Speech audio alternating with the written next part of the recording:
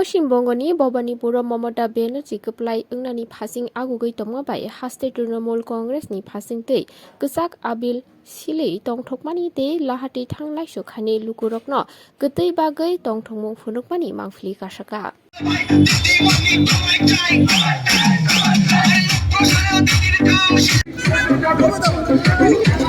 DJ Guru mixing.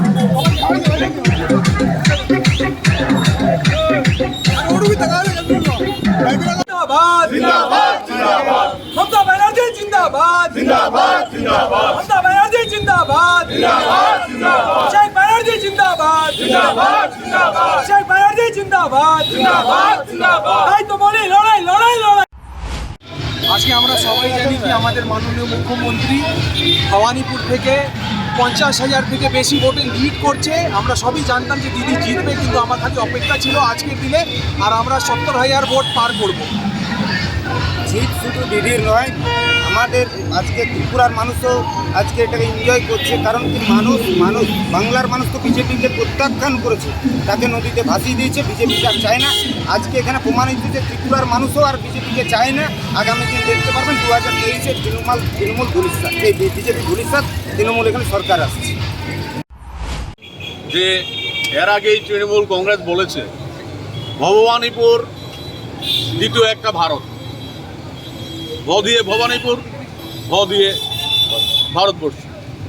ভবানীপুরে গণনা চলছে, আমাদের জনপ্রিয় নেত্রী 50,000 ভোটে এগিয়ে রয়েছেন, আরও 8টি রাউন্ড বাকি রয়েছে।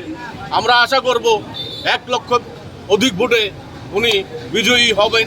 আজকে পশ্চিমবঙ্গের এই দেশের জননেত্রীর নির্বাচনের যে ফলাফল, সেই ফলাফলে ত্রিপুরা প্রদেশ তৃণমূল কংগ্রেসের যুব নেতৃত্বরা এখানে সামিল হয়েছে এবং আমরা পথচালিত মানুষের মধ্যে বিপুল সাড়া পাচ্ছি। আপনারা দেখছেন যে আপনাদের ক্যামেরায় বন্দী হয়েছে, মানুষ স্বতঃস্ফূর্তভাবে এগিয়ে আসে। আমাদের যে ক্ষুদ্র আয়োজন রসগোল্লা খাইয়ে আমরা ত্রিপুরার জনগণকে মিষ্টিমুখ করাচ্ছি। আমরা আজকে খুবই আনন্দিত যে আমরা তৃণমূল কংগ্রেস এই রাজ্যে ধীরে ধীরে এগিয়ে চলেছে। সারা রাজ্যে আমাদের বর্তমান সাংগঠনিক ত্রিপুরা তৃণমূল প্রদেশ কংগ্রেস আর কিছুদিনের মধ্যেই আমরা মাস জমায়েত করব। যখন 144-এর বিধিনিষেধ উঠে যাবে, আমরা 25-30 হাজার লোকের জমায়েত করে আমরা জানান দেব যে তৃণমূল এই রাজ্যে প্রধান প্রতিপক্ষ হবে এবং 2023 বিধানসভা নির্বাচনে তৃণমূলের সরকার ত্রিপুরা রাজ্যে প্রতিষ্ঠিত হবে।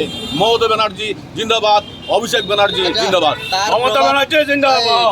পশ্চিমবঙ্গের 3 সিটের জয়ের প্রভাব কি সারা ভারতবর্ষে এবং ত্রিপুরায় পড়বে মনে করছেন? ত্রিপুরায় তো অলরেডি আপনারা দেখছেন যে ত্রিপুরায় তৃণমূলের খেলা শুরু হয়ে গেছে। দর্শকরূপী ভোটাররা এই রাজ্যে তৈরি হয়ে রয়েছেন, খেলার ময়দান তৈরি হয়ে রয়েছে। শুধু আমরা আমাদের খেলোয়াড়দের বাছাই করতে হবে এবং জনগণ তৈরি হয়ে রয়েছে। সময়ে বিজেপির যে যুবকরা